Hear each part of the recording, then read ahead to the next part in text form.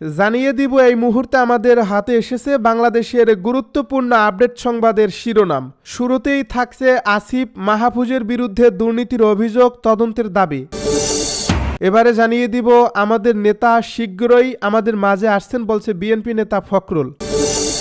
আরও থাকছে যুগপৎ আন্দোলনের মিত্রদের ডেকেছে বিএনপি। এবারে জানিয়ে দিব স্বাস্থ্য বিবেচনায় যে কোনো সময় বেগম খালেদা জিয়াকে বিদেশে পাঠানো হতে পারে। এদিকে আগামী নির্বাচন জনগণের ভোটাধিকার পুনরুদ্ধারের পথ খুলে দেবে বলছে গয়েশ্বর।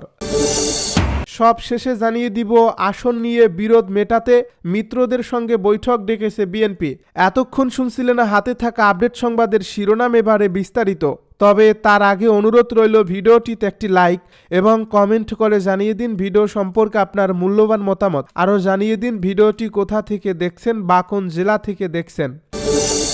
আসিফ মাহফুজের বিরুদ্ধে দুর্নীতির অভিযোগ, তদন্তের দাবি। উপদেষ্টা পরিষদ থেকে সদ্য করা আসিফ মাহমুদ, সজীব ভুঁইয়া ও মাহফুজ আলমের বিরুদ্ধে দুর্নীতির অভিযোগের তদন্ত দাবিতে জানিয়ে যুব অধিকার পরিষদ বৃহস্পতিবার সকালে রাজধানীর পল্টনে আয়োজিত এক সংবাদ সম্মেলনে এ দাবি তোলা হয় পরিষদের পক্ষ থেকে। এদিকে দুদকের সামনে আসিফ মাহমুদ ও মাহফুজ আলমের 17 মাসের সম্পদ হিসাব প্রকাশের দাবিতে ছাত্র জনতার ব্যাপারে প্রতিবাদ সমাবেশ অনুষ্ঠিত হয়েছে। সংবাদ সম্মেলনে যুব অধিকার পরিষদের সভাপতি মঞ্জুর মোর্শেদ মামুন বলেন, দুর্নীতির অভিযোগ আমলে না নিয়ে এদের দুজনকে নির্বাচনে অংশগ্রহণ করতে দিলে দুর্নীতি দমন কমিশন ঘেরাও করা হবে। মাহফুজ আলমের এপিএস দীর্ঘদিন ধরে ক্ষমতার অপব্যবহার করে অনিয়ম ও দুর্নীতির মাধ্যমে অঢেল সম্পদের মালিক হয়েছেন বলেও অভিযোগ করেন তিনি বলেন, উপদেষ্টাদের পরিবারের সদস্যরাও ক্ষমতার প্রভাব খাটিয়ে অবৈধভাবে সম্পদ গড়ে তুলছে। তাই এসব অভিযোগ স্বাধীনভাবে তদন্ত করে সত্য উদ্ঘাটনের জন্য দুর্নীতি দমন কমিশনের প্রতি আহ্বান জানান তিনি। বক্তারা অভিযোগ করেন, দুদক যে সরকারি ক্ষমতা আসে সেই সরকারের ছায়াতলে থেকেই কাজ করে, যে কারণে দুর্নীতি রোধে কার্যকর পদক্ষেপ দেখা যায় না। আমাদের নেতা শিগগিরই আমাদের মাঝে আসছেন বলছে বিএনপি নেতা ফখরুল। বিএনপির ভারপ্রাপ্ত চেয়ারম্যান তারেক রহমান শিগগিরই দেশে ফিরছেন বলে জানিয়েছেন দলটির মহাসচিব মির্জা ফখরুল ইসলাম আলমগীর। তিনি বলেন, আমাদের নেতা খুব শিগগিরই আমাদের মাঝে আসবেন। নেতা যেদিন বাংলাদেশে পা দেবেন সেদিন যেন সমগ্র বাংলাদেশ কেঁপে ওঠে, এই কথাটা আপনাদের মনে রাখতে হবে, পারবেন তো? আমরা সেদিন গোটা বাংলাদেশের চেহারাকে বদলে দিতে চাই। বৃহস্পতিবার সকালে রাজধানীর কৃষিবিদ ইনস্টিটিউটে বিএনপির দেশ গড়ার পরিকল্পনা কর্মসূচির উদ্বোধনী বক্তব্যে তিনি কথা জানান। ডিসেম্বর বিজয়ের মাস উপলক্ষে দেশ গড়ার পরিকল্পনা শীর্ষক এ অনুষ্ঠানে বিএনপির বিভাগীয় সাংগঠনিক ইউনিটগুলোর হাজারেরও বেশি নেতা অংশ নিচ্ছেন। আগামী নির্বাচনে বিএনপিকে পুরোপুরিভাবে জয়লাভ করতে হবে বলে মন্তব্য করে তিনি বলেন, অনেক বাধা বিপত্তি আসবে, বিএনপির বিরুদ্ধে প্রচারণা চলছে, সেটি চলতে থাকবে, সব কিছু কাটিয়ে মাথা উঁচু করে দাঁড়াতে হবে। বিএনপি মহাসচিব বলেন, আজ জাতীয় নির্বাচনের তফসিল ঘোষণা করা হবে। এই নির্বাচনের মধ্য দিয়ে নতুন বাংলাদেশে নতুন নেতৃত্ব সৃষ্টির সুযোগ এসেছে। জনগণকে সঙ্গে নিয়ে প্রতিনিধিত্বশীল সংসদ গঠনের সুযোগ এসেছে, যা বাংলাদেশকে নতুন দিগন্তের দিকে নিয়ে যাবে। এর নেতৃত্বে থাকবেন তারেক রহমান। যুগপৎ আন্দোলনের মিত্রদের ডেকেছে বিএনপি। ত্রয়োদশ জাতীয় সংসদ নির্বাচন সামনে রেখে আসন বন্টন ও আসন সমঝোতা ইস্যুতে ফ্যাসিবাদ বিরোধী যুগপৎ আন্দোলনের মিত্রদের ডেকেছে বিএনপির প্রধান শরিক দল।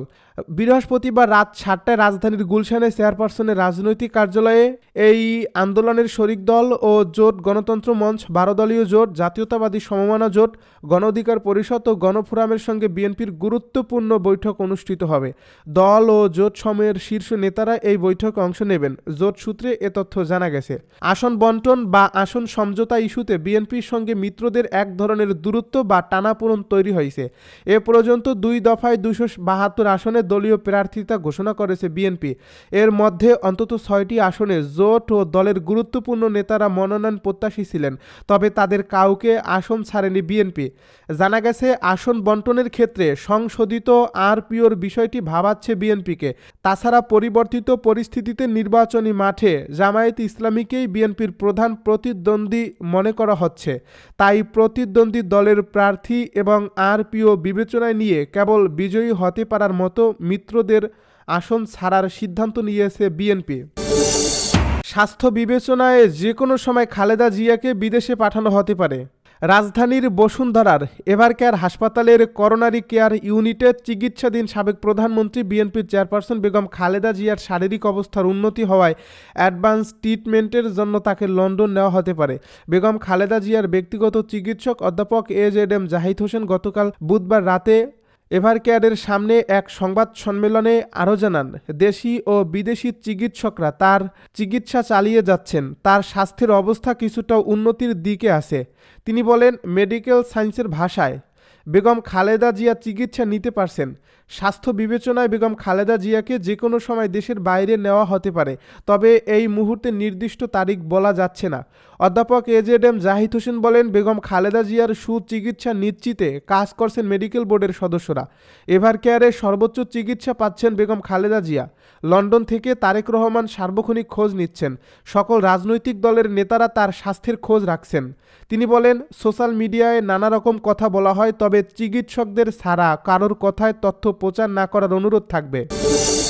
আগামী নির্বাচন জনগণের ভোটাধিকার পুনরুদ্ধারের পথ খুলে দেবে বলছে বিএনপি নেতা গয়েশ্বর। বিএনপির স্থায়ী কমিটির সদস্য ও ঢাকা ৩ আসনে ধানের শীষের প্রার্থী গয়েশ্বর চন্দ্র রায় বলেছেন, সুষ্ঠু ও নিরপেক্ষ নির্বাচন ছাড়া রাষ্ট্রের মালিকানা জনগণের কাছে ফিরিয়ে দেওয়ার কোনো বিকল্প নেই। দীর্ঘ ১৭ বছর জনগণ প্রকৃত ভোটাধিকার থেকে বঞ্চিত ছিল।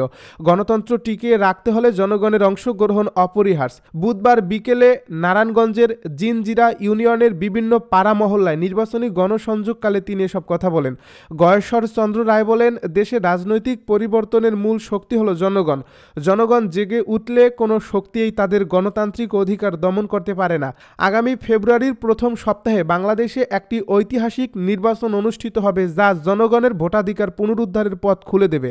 তিনি আরও বলেন, গত ১৭ বছর ধরে জনগণ আওয়ামী সরকারের কঠোর নিয়ন্ত্রণ ও রাজনৈতিক দমনপীড়নের মধ্যে ছিল। এ সময়ে তারা ভোটাধিকার প্রয়োগ করতে পারেনি। যদি মানুষ তাদের ভোটাধিকার প্রয়োগের সুযোগ পায়, তাহলে নির্বাচনের মাধ্যমেই জনগণ বিএনপিকে আবারও রাষ্ট্র পরিচালনার সুযোগ দেবে। আসন্ন নির্বাচনে ধানের শীষের পক্ষে সবাইকে ঐক্যবদ্ধ হওয়ার আহ্বান জানিয়ে গয়েশ্বর বলেন, প্রতিটি ঘরে ঘরে ধানের শীষের সালাম পৌঁছে দিতে হবে। আসন নিয়ে বিরোধ মেটাতে মিত্রদের সঙ্গে বৈঠক ডেকেছে বিএনপি। আসন ভাগাভাগি নিয়ে মিত্রদের সঙ্গে চলমান দূরত্ব মেটাতে বৈঠক ডেকেছে বিএনপি। বৃহস্পতিবার রাত ৭টায় রাজধানীর গুলশানে বিএনপি চেয়ারপারসনের কার্যালয়ে এই বৈঠক হবে। এতে মিত্র রাজনৈতিক দলগুলোর ১৫ জন শীর্ষ নেতাকে আমন্ত্রণ জানানো হয়েছে।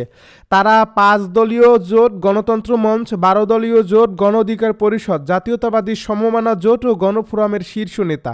মিত্র অন্তত ৫টি দলের শীর্ষ নেতারা যুগান্তরকে জানান, তাদের গুলশান কার্যালয়ে বৈঠক আমন্ত্রণ জানানো হয়েছে। তারা বৈঠকে অংশ নেবেন। নির্বাচনী আসনসহ সার্বিক পরিস্থিতি নিয়ে আলোচনা হতে পারে।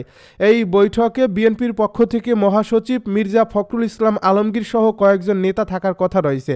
মিত্র দলগুলোর নেতারা আরও জানান, আসন সমঝোতা নিয়ে বিএনপির কাছ থেকে তারা দ্রুত সুষ্ঠু সমাধান চান, যাতে বাইরে কোনো নেতিবাচক বার্তা না যায়। বিএনপির সঙ্গে মিত্রদের বিরোধ রয়েছে, তারাও বিএনপির সঙ্গে সুসম্পর্ক রেখেই পথ চলতে চান।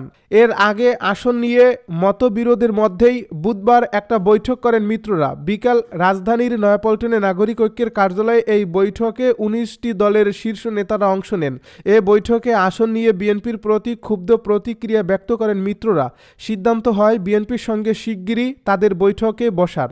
ওই বৈঠকে অংশ নেন ১২ দলীয় জোট গণতন্ত্র মঞ্চ, ১২ দলীয় জোট গণ অধিকার পরিষদ, জাতীয়তাবাদী সমমনা জোট, নেজামে ইসলামী পার্টি ও গণফোরামের শীর্ষ নেতারা।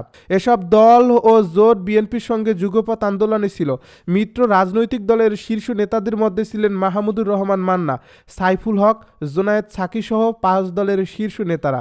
এছাড়া ছিলেন ১২ দলীয় জোটের প্রধান জাতীয় পার্টির চেয়ারম্যান মোস্তফা জামান হায়দার, সমন্বয়ক জাতীয় দলের অ্যাডভোকেট এহসানুল হুদা, গণ অধিকার পরিষদের নুরুল হক নূর, সমমনা জোটের প্রধান সমন্বয়ক ফরিদুজ্জামান ফরহাদ, গণফোরামের অ্যাডভোকেট সুব্রত চৌধুরী, নেজামে ইসলামী দলের আশরাফুল ইসলাম সহ মোট ২৯টি দলের শীর্ষ নেতারা। ওই বৈঠক শেষে গণতন্ত্র মঞ্চের শীর্ষ নেতা বিপ্লবী ওয়ার্কার্স পার্টি সাধারণ সম্পাদক সাইফুল হক যুগান্তরকে বলেন, বিএনপি যেভাবে তীরে এসে তরি ডুবাতে চাচ্ছে, এই জায়গাগুলো নিয়ে বৈঠকে আলোচনা হয়েছে। বিএনপি তার এই দীর্ঘদিনের পরীক্ষিত বন্ধুদের যেভাবে বেকার ও আধা বেকার করে ২ ধাপে আসন ঘোষণা করছে, তা আমাদের সংক্ষুব্ধ করছে। আলোচনা হয়েছে বিএনপি তার আগের অবস্থান থেকে সরে আসছে কিনা। আমাদের কাছে মনে হয়েছে বিএনপি একলা চলো নীতি গ্রহণ করছে।